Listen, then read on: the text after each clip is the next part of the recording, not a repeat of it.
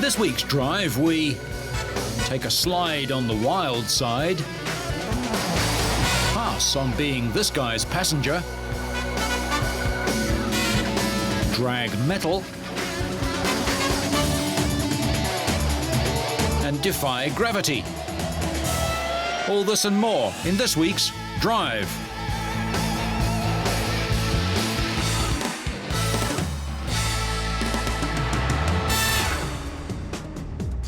When Formula One drivers hit the track, they all have an electronic co-driver.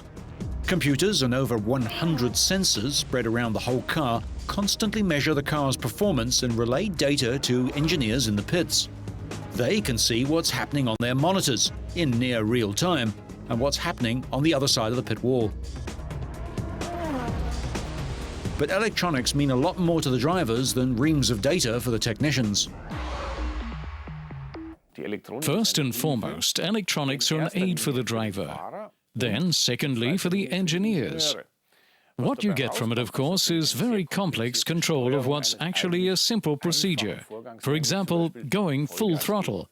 If you go full throttle in a Formula One car, the rear wheels normally start spinning. Why? It's obvious. With 850 horsepower, the wheels are sometimes bound to spin. Spinning wheels in a cloud of smoke equal wasted power and less acceleration.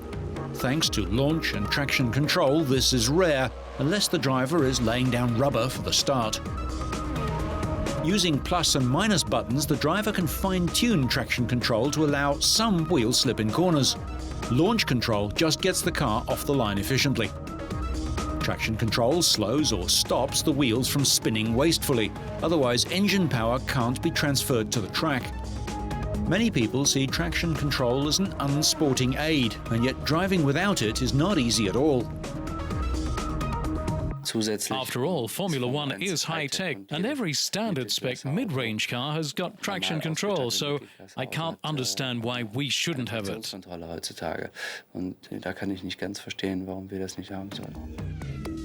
For this season and next, they'll have to live without it, putting even more responsibility in their hands.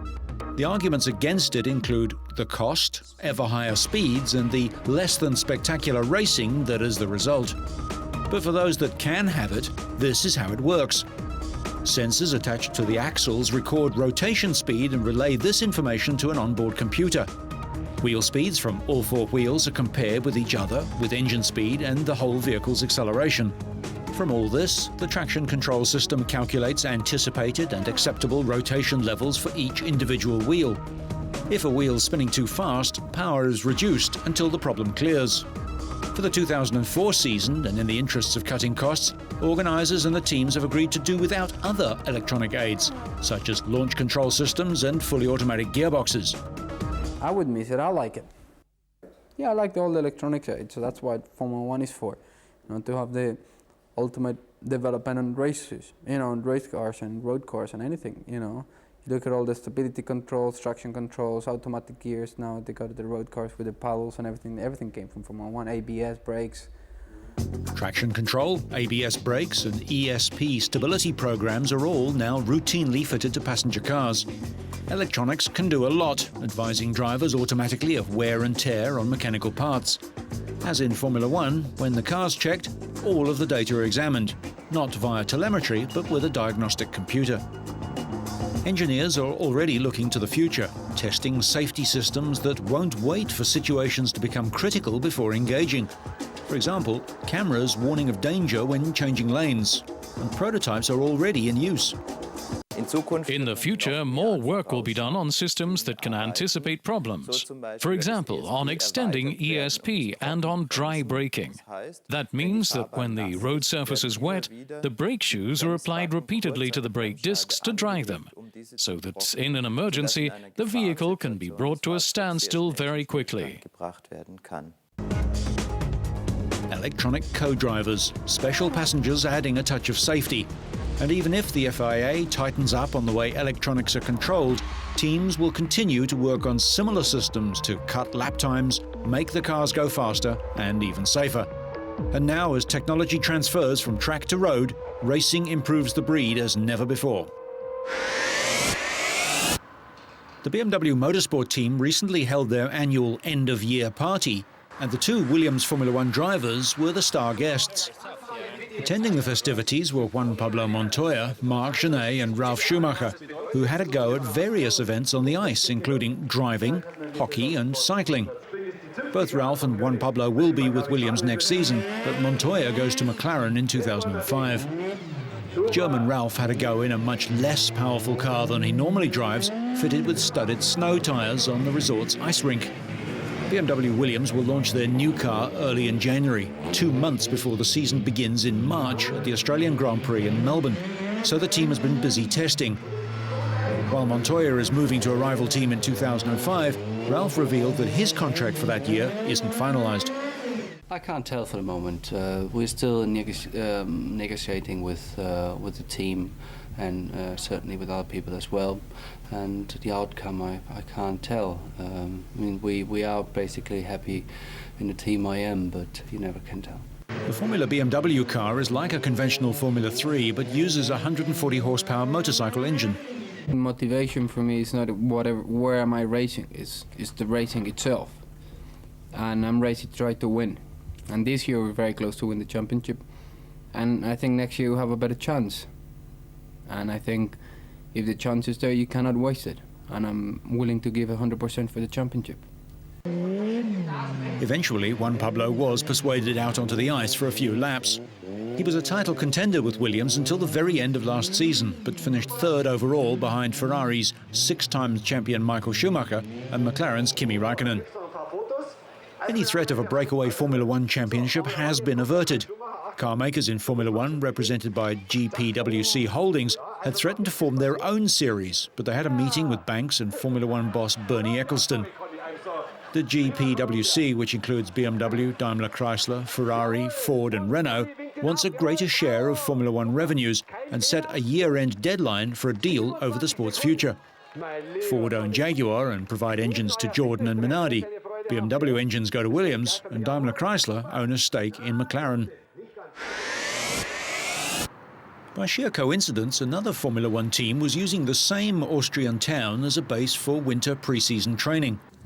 Sauber's new signings of Brazilian Felipe Massa and Giancarlo Fisichella of Italy are replacing the German pair of Nick Heidfeld and Heinz-Harald Frentzen, who took Sauber to 6th place in the Constructors' Championships in 2003. At the resort's fitness centre, Fisichella tested his strength on the indoor rock climbing wall and in abseiling exercises. He said he was looking forward to improving on his performance in 2003 when he claimed his maiden Grand Prix win in Brazil while driving for Jordan. He was asked if he could get close to the Ferrari next season. I hope we have a competitive car next year. We hope it can be like it because I need a good car to win. The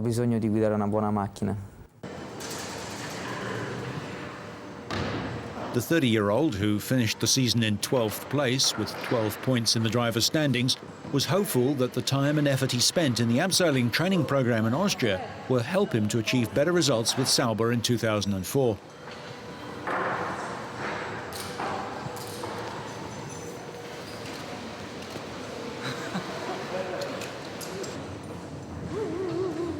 It's another new sports which I like it, and it's very important for training because on the hands, on the shoulders, and on the body, it's very good training. Felipe Massa made his debut for Sauber last season before he was dropped. The Brazilian is returning to competition after spending most of the year as a test driver for Ferrari. For sure. Now, going back to racing, it will be a very important year for me. I learned a lot this year at Ferrari as a test driver. This was a very good school for me. I think that working with Michael and Rubens was the best thing that could have happened to me. For sure, all drivers want to take part in the races, including myself.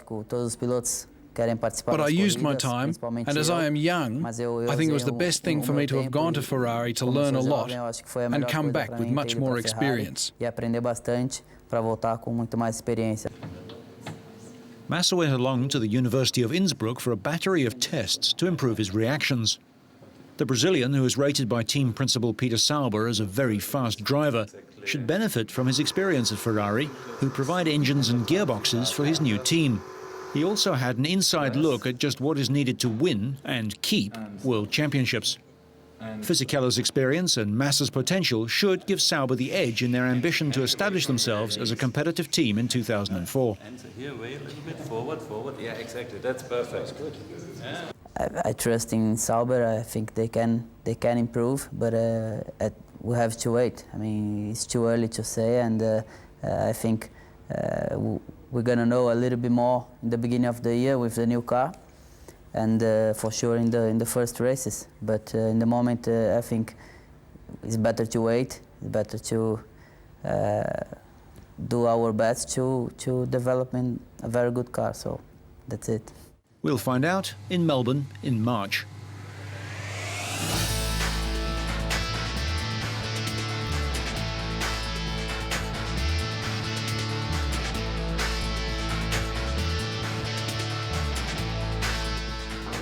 In the annual Race of Champions for world-class racing drivers and riders from all manner of disciplines, former World Rally Champion and last year's winner Marcus Gronholm of Finland lined up against American Supercross racer Travis Pastrana in the quarterfinals.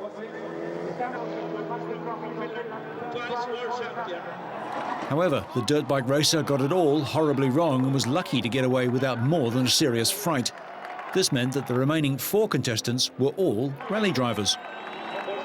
The Race of Champions represents the only opportunity on the rally calendar for drivers to really cut loose on a parallel track course without the worry of ruining the rest of a World Rally Championship contest.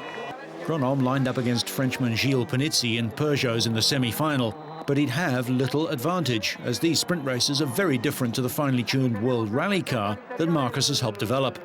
Each had a white-knuckled passenger, and one was commentating the race live from the jump seat. In a combined aggregate of 2 races in Lancers and Peugeots, Gronholm wins. In the other semi-final, François Duval of Belgium faced Citroën's French tarmac specialist Sébastien Loeb in the Mitsubishi Lancers. Sébastien edged out his rival to win.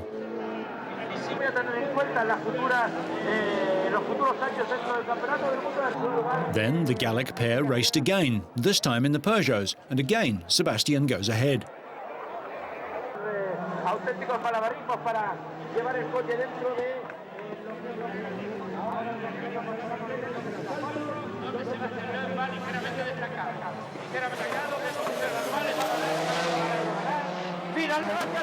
Gronholm watches his rival go into the final 2-0. In the first of the finals, in a repeat of last year's lineup, Gronholm and Loeb raced off in the Lancers, the Frenchman winning.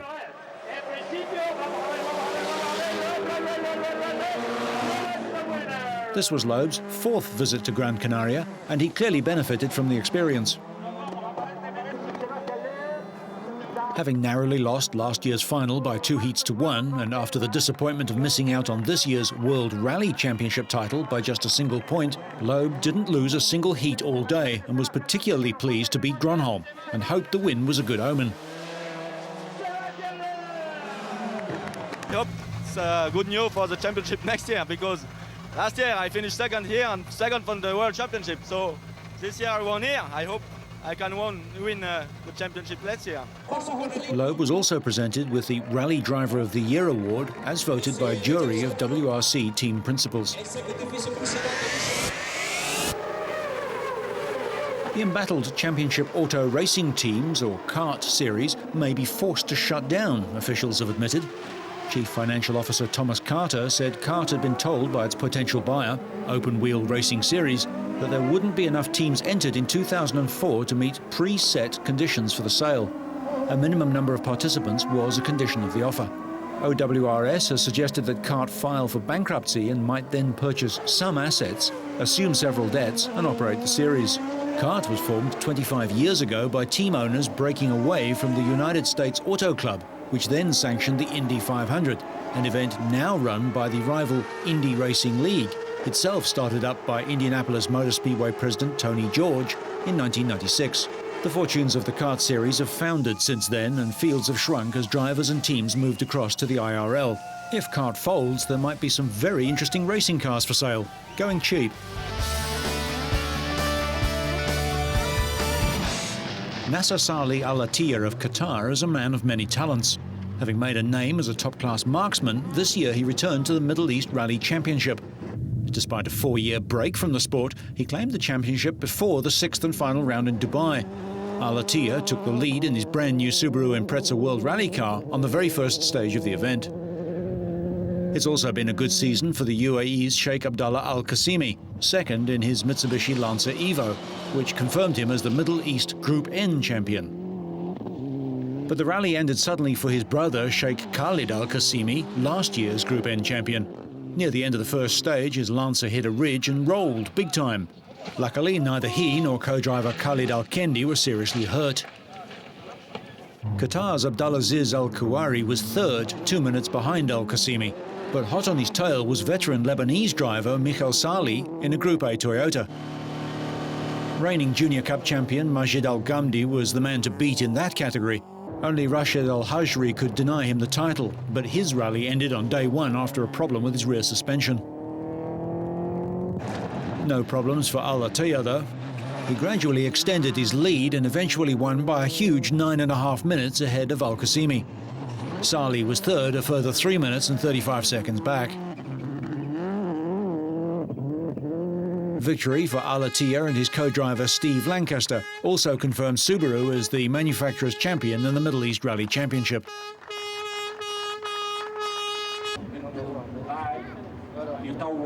Celebrations too for Majid Al Ghamdi and co-driver Amir Rifai.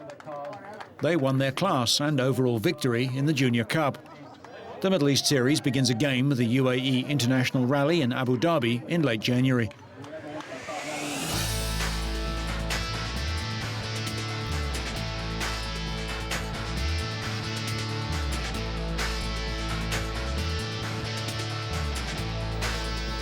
The final round of the Boxer Cup got underway in sunshine, a rare event this year, much appreciated by the 75,000 fans. Italian Roberto Panici grabbed an early lead. He and Belgian Sébastien Legrel were the only riders in a position to deny Swiss rider Andy Hoffmann the title. A hugely brave move round the outside on cold tyres by Frenchman Gwen Giabani saw him lead the pack on bike 50.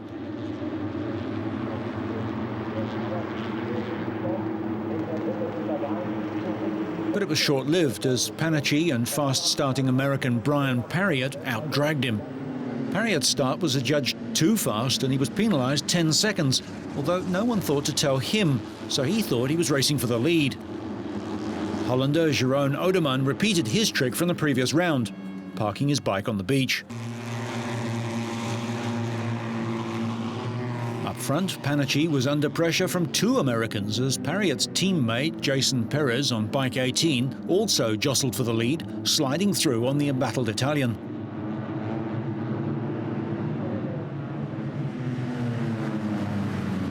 It wasn't all easy. Perez had a scary moment as his front wheel tucked in, but he saved it.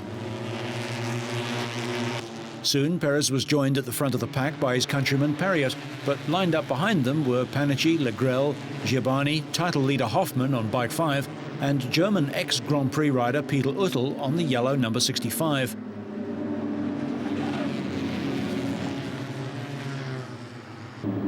Uttl's challenge was to end up buried in the gravel traps too, the German not hurt, but perhaps a little confused. Another former Grand Prix star and series ambassador, American Randy Mamola, riding number 2, one of the VIP guest bikes, was shadowing title hopeful Legrel, who was languishing down in 6th place.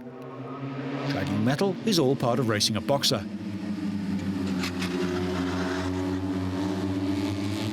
And for Mamola in his snow-white leathers, putting the right cylinder head down ended his race on lap 9 and breaking a bone in his left hand in the process. Too bad he's left-handed.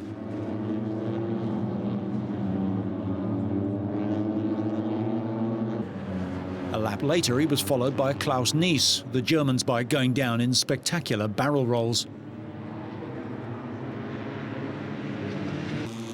Up front, Austrian Thomas Hinterreiter, winner of the previous round, was challenging for Parriott's lead as the American braked dangerously late and Giabani tried another trip round the outside of Panici.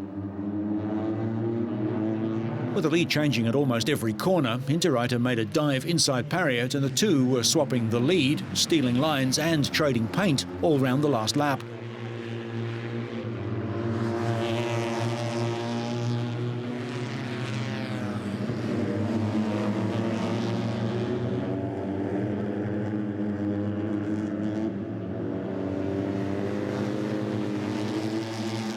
On the run to the line, Brian had time to apologise to Thomas as the pair hung onto their throttles in a last desperate drag to the flag. Unfortunately, Pariat's first win wasn't. Unaware of his jump start penalty, he had fought tooth and nail and was never out of the top four, yet he was credited with 8th place. Hoffman's crew did the maths and realised that their man had won the title by coming 5th. With Pariat out of the picture, Hinterreiter won by less than 1/10 of a second. Giovanni was unlucky to miss out on the win. Panici coming home 3rd ahead of Perez and Hoffman, with Legrel 8 seconds off the pace in 6th place. I'm not happy because I make a big mistake for the race. I use another tire in the front and close many times. The last 2-3 laps she closed the front many times. I risked too much. I think I had to finish the race, but it was a very bad race for me. Hoffman took only one race win all season in the Belgian rain at Spa-Francorchamps. Next year's 8-race season starts at Daytona in March. The 2004 Indoor Trials World Championship started in Monza in Italy. Marc Friescher won the qualifying round that decided which 4 riders would reach the final, but it was downhill all the way from then for the Spanish Montesa rider, who eventually finished 4th.